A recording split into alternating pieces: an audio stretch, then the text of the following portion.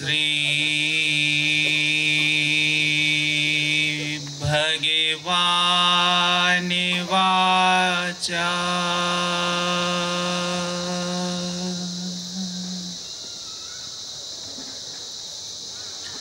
नमस्ते सतीते जगत्कारणाय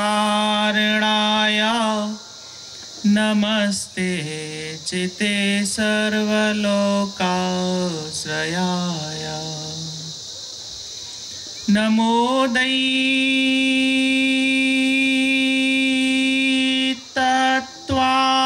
मुक्तिप्रदाय नमो ब्राह्मणे शाश्वते शाश्वताय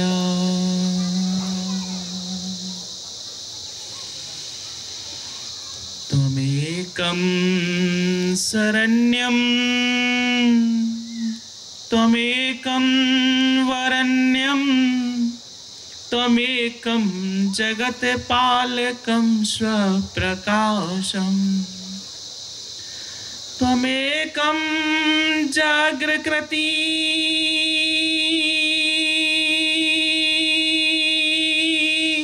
प्रार्ति प्रहरति त्वमेकं परं निश्चलं निर्विकल्पम्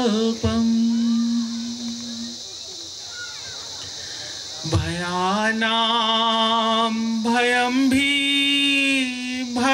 भीषणानां गति प्राणिनं पावनं पावनानां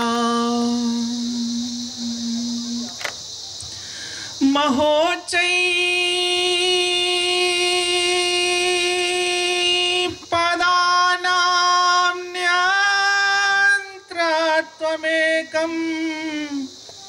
परेषां परं रक्षणं रक्षणानां परेषां परं रक्षणं रक्षणानां। हरिओम तत्सत।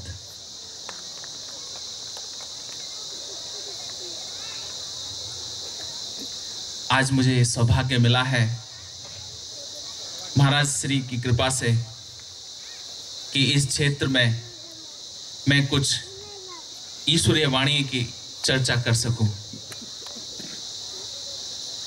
भगवान ने हमें इस धराधाम पर वेद की वाणियों को पूर्ण करने के लिए भेजा है।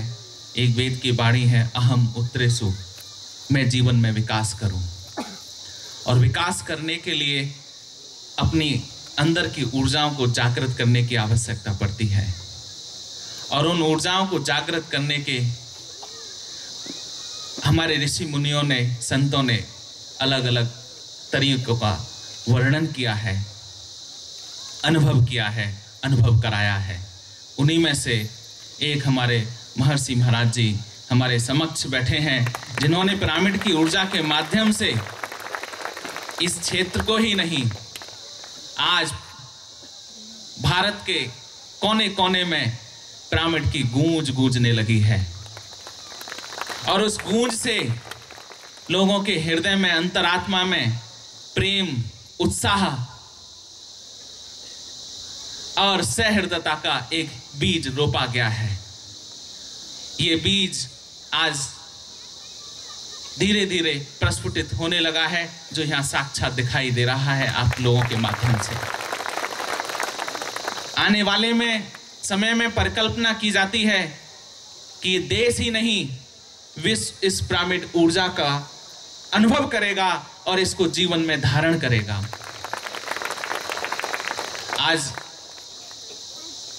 देश में इतनी विकट परिस्थितियां पैदा हो चुकी हैं, स्वास्थ्य से संबंधित, विचारों से संबंधित, कैसे दूर करें, उसका सबसे बड़ा सोर्स है जिसमें बहुत ज़्यादा एफर्ट्स नहीं लगना पड़ता।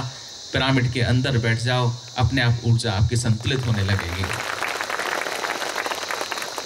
जब भी हमारे ऋषियों ने बड़ी साधनाएं की, चाहे आचार्य श्री राम शर्मा हो, जिनको हम बहुत नज़दीकी से जान सकते हैं, महर्षि अरविंद जी हो, स्वामी विवेकानंद हो, जब भी कुछ समझ में नहीं आया, पिरामिड के अंदर घुस जाते थे और ऊर्जा को ग्रहण करके बाहर निकलते थे, तो संसार को कुछ ऊर्जाएं देते थे।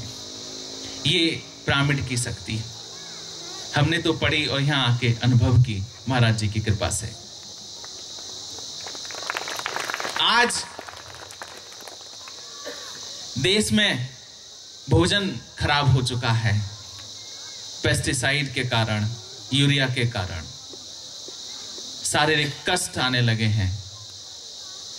विचारों में अर्थ की प्रधानता होने के कारण विचारों में विकृति आने लगी हैं। इन सब को ठीक करने के लिए ऋषियों का सानिध्य परम आवश्यक है। जितना आप आए हैं उतना ही लोगों को बाहर जाके जागृत करेंगे, उतना ही हम बदलेंगे तो जग बदलेगा। हम सुधरेंगे तो जग सुधरेगा। पहले हमें बदलना है, तभी तो दूसरे को बदल पाएंगे। मैं योग का अध्यापक हूं, योग लोगों को सिखाता हूं। जहां जहां लोग मुझे बुलाते हैं, मैंने अपने अनुभव से एक दो चीज जानी है जो मैं आपके साथ शेयर करना चाहता हूं कि कैसे अपने जीवन को स्वास्थ्य में और आनंद में बना सकते हैं। एक विषय आता है पातंजलि योग सूत्र का, अष्टांग योग, और अष्टांग योग में एक पार्ट है प्राणायाम। प्राणायाम के बारे में थोड़ी सी मैं चर्चा करने की अनुमति चाहूंगा। बड़ी सरलता से, सहजता से कि क्या है प्राणायाम। एक प्रश्न आपसे, जीवन में सबसे पहला कार्य आपने क्या किया जब जन्म लिया? कौन बताएगा? सबसे पहला काम श्वास लिया, बहुत सुंदर। और उसके बाद बच्चा चिल्लाता है, रोता है। और अंतिम कार्य हम जीवन का क्या करते हैं? श्वास छोड़ के जाते हैं। पहली श्वास और अंतिम श्वास के बीच के समय को हम क्या बोलते हैं? जीवन। अगर श्वास की गति, लंबाई और गहराई अगर बढ़ जाए तो जीवन भी लंबा होने लगता है। सुना होगा ऋषियों से, हमें गिन के श्वास मिली हैं, तोल के श्वास मिली हैं। इनको जितना गहरा और लंबा करेंगे उतना आपका जीवन भी लंबा और गहरा बनेगा। जीवन की आवश्यकता है श्वास को साधना। मैं पातंजलि योग सूत्र से आपको जोड़ूंगा अंत में। दूसरा, आप एक अनुभव करते होंगे, आप बैठे हैं, पत्री जी के बारे में, शास्त्री जी के बारे में अगर हम थोड़ा सा बोलें, बड़ा प्रेम से लेकर आए हैं दिल्ली से, बहुत इन्होंने ख्याल रखा। लेकिन मैं बोलूं, अरे महाराज जी आपने तो कुछ भी नहीं किया और आप तो परेशान करते लाए हैं, और ऐसा ऐसा, इन्हीं के सामने बोलूं इनको गुस्सा चढ़ जाएगा बैठे बैठे। चढ़ेगा नहीं चढ़ेगा, क्योंकि ऐसा क्या नहीं है और मैं ऐसा बोल रहा हूं। इसका मतलब मन में कुछ विचारों में परिवर्तन आता है तो श्वास में भी परिवर्तन आता है। जब हमने ना दौड़ लगाई, ना सीढ़ियां चढ़े, ना हमने कोई जिम ज्वाइन किया, और सिर्फ मन में विचारों का परिवर्तन आने से हमारे श्वास की गति में परिवर्तन आ जाता है। इसका मतलब nervous system belongs to your respiratory system. इसका दूसरा उदाहरण, कभी आप ऐसे प्रांगण में बैठे हैं, सुबह मैं देख रहा था, और महाराज जी की मधुर बड़ी बांसुरी को आप सुन रहे हैं, और आपका उस वाणी से आपके अंदर के हृदय का तारतम्य बैठ जाए, आप उसमें खो जाएं, आप लीन हो जाएं, मगन हो जाएं, तो आप अपनी श्वास की गति देखेंगे बड़ी मध्यम हो जाती है। होती है नहीं, ये तो अनुभव किया है। ये अब प्रूफ होता है कि जब हम मन में कुछ विचारों को बदलते हैं, नकारात्मक और गुस्से वाले लेकर आते हैं, तो श्वास की गति बढ़ती है। और जब मधुर संगीत को सुनते हैं, मधुर वार्तालाप करते हैं, या अच्छा कोई फिल्म भी देखते हैं जो मन भावक होती है, भावनाओं से जुड़ी होती है, आपका श्वास की गति मध्यम होगी। ये कंफर्म होता है कि हमारा नर्वस सिस्टम हमारा रेस्पिरेटरी सिस्टम को रिप्रेजेंट करता है। इसका उल्टा भी तो कर सकते हैं।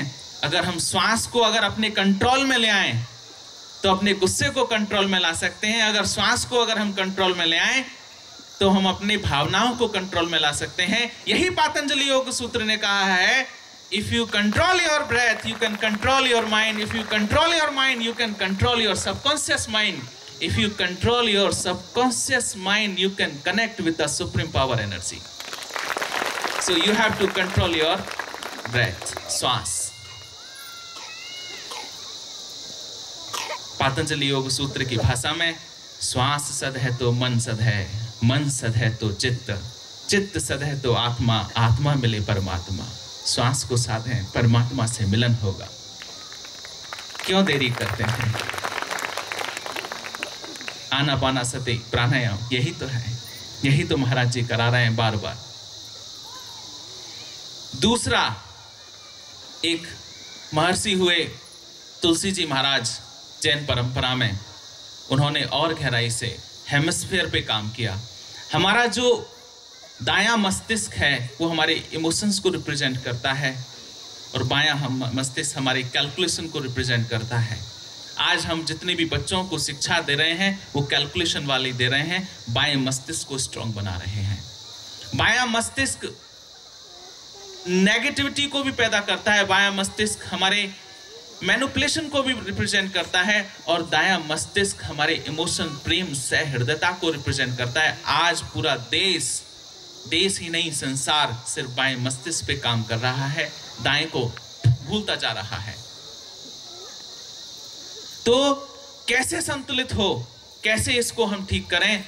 क्रियाओं से ज्यादा हम जीवन में अगर प्राणायाम को ध्यान दे दें, श्वास पे ध्यान दे दें और बाएं नासा छिद्र से दाएं नासा छिद्र से दोनों को संतुलित जैसे ही करते हैं, हमारे दोनों मस्तिष्क बैलेंस होने लगेंगे. आपका जीवन में तारतम्य आने लगेगा, रिदम आने लगेगा, आपके जीवन में विकास होने लगेगा. आज आवश्यकता है हमें दोनों मस्तिष्कों की. एक मस्तिष्क सृजनता को पैदा करता है और एक मस्तिष्क आपकी कर्म शक्ति को रिप्रेजेंट करता है. जब तक दोनों का सामंजस्य नहीं होगा तब तक हम जीवन में विकास नहीं कर सकते. आज पुल बनते हैं इस दिमाग से, हॉस्पिटल बनते हैं इस दिमाग से. हॉस्पिटलों में बीमारी का इलाज नहीं होता, शरीरों से खिलवाड़ होता है. पुल बनते हैं जिनमें रेत ज्यादा मिलाया जाता है, सीमेंट कम, टूटते हैं. बिल्डिंगें बनाई जाती हैं, कैलकुलेशन, मैनिपुलेशन चल रहा है.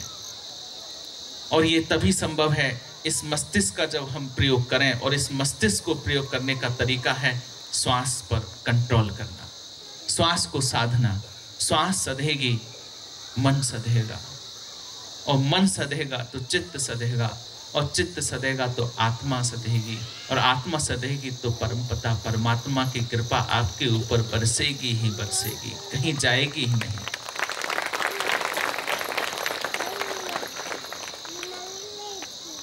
ये श्वास के बारे में मैंने आपसे चर्चा की. इसका अभ्यास करें, जीवन में उतारें. दूसरी चर्चा ऊर्जा बढ़ाने की. पहला तो आप स्वयं महाराज जी की कृपा से ऊर्जा बढ़ाने पिरामिड के अंदर बैठे हैं. दूसरा मैंने श्वास के बारे में बताया. श्वास से ऊर्जा बढ़ती है, कैसे बढ़ती है? कभी आपने देखा होगा पहाड़ों से पानी, गंगा बहती है और गंगा को बीच में रोककर बहाव को टनल में ट्रांसफर किया जाता है. टनल के अंदर एक रोटर्स लगे हैं और रोटर्स को जब घुमाया जाता है तो बिजली पैदा होती है, और बिजली हमारे अंदर ऊर्जा जनरेट करती है. जब पानी के बहाव को टनल में बहाया जाता है और टनल के पीछे रोटर्स लगे हैं, जब वो घूमते हैं आपस में तो इलेक्ट्रिसिटी जनरेट होती है. और जब आप श्वास की क्रिया करते हैं, जब आप श्वास लेते हैं, इनहेल, एक्सहेल,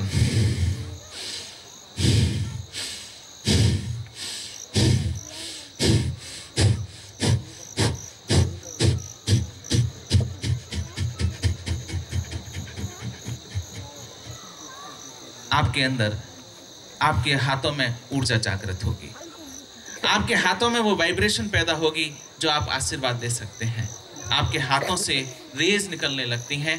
तभी प्राणायाम करते समय हमें पद्मासन, सिद्धासन, सुखासन में, जिससे कि आपकी ऊर्जा कहीं विकेंद्रीकरण ना हो, बिखरे नहीं, बंधी रहे.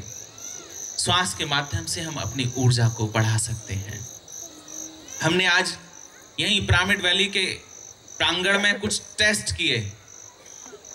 कुछ लोगों को सैंपल बनाया, डीएनए का टेस्ट किया, उनका ऑरा को नापा कि उनका ऑरा एनर्जी कितनी है। किसी की 3 मीटर थी, 4 मीटर थी। और महाराज जी के द्वारा बनाए गए पिरामिड जो छोटे ऊपर हैं, एक बुद्धा पिरामिड है, दूसरा भगवान शिव की प्रतिमा लगी है वो पिरामिड है। वहाँ थोड़ा मेडिटेशन किया, बैठे, और बैठने के बाद जब उनका दोबारा से टेस्ट किया, उनकी ऊर्जा किसी की 5 मीटर हो गई, किसी की 6 मीटर हो गई, 3 से बढ़ के 6 पहुंची। सोच के देखिए। इसी प्रकार हम अपनी ऊर्जाओं को पिरामिड ध्यान के माध्यम से, प्राणायाम के माध्यम से, हवन के माध्यम से, भारतीय गाय के माध्यम से, पेड़ पौधों के माध्यम से, प्रकृति के माध्यम से हम अपनी ऊर्जाओं को बढ़ा सकते हैं। मेरा निवेदन है, इस आश्रम को और ऊर्जान्वित करने के लिए यहाँ ज़्यादा से ज़्यादा पेड़ों का समागम किया जाए। और मैं महाराज जी से तो नहीं चर्चा हुई, लेकिन घर पे परिवार के लोगों से चर्चा हुई। मैंने कहा कि भगवान कृष्ण जी की बांसुरी बजती है यहाँ, खूब ऊर्जा देती है, मन को भावक लगती है। भगवान कृष्ण का गोवर्धन पर्वत भी चारों तरफ से यहाँ दिखाई देता है, ऊर्जा देता है। और भगवान कृष्ण का वृंदावन में अगर बांके बिहारी मंदिर देखें या उनका दूसरा मंदिर देखें, सब जगह पिरामिड की ऊर्जा के अंदर भगवान कृष्ण बैठे थे। मैं मन में इच्छा हुई, जब मैं दोनों जगह ध्यान करने बैठा, यहाँ गैया मैया की कमी है, गैया मैया पूरा आ जाए तो फिर यहाँ वो भी कमी पूरी हो जाएगी, पूरा आश्रम पूर्णता में बन जाएगा।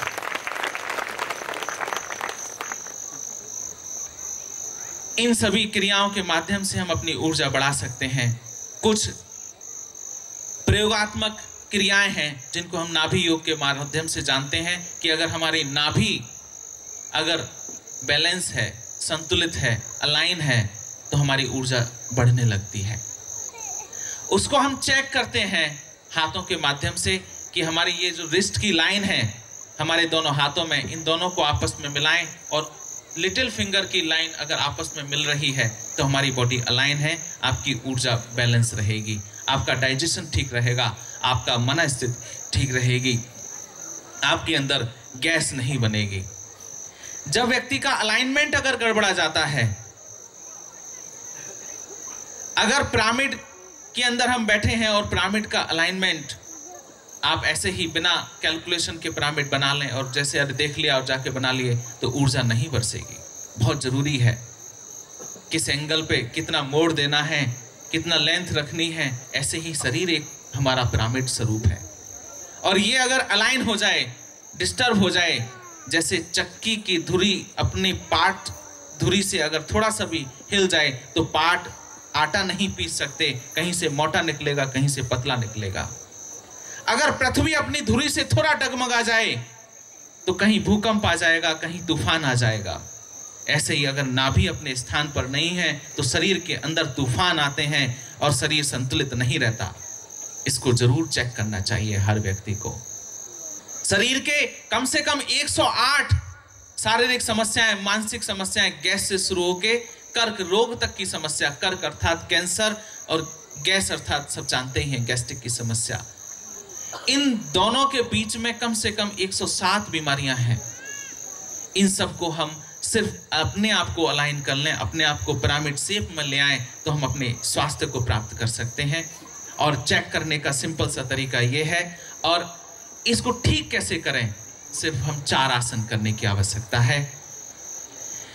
आसनों के बारे में लगभग सबको पता है, हम टीवी देखते हैं। 4 आसन, पहला आसन उत्तान पादासन, दूसरा नौकासन, तीसरा भुजंगासन और चौथा धनुरासन।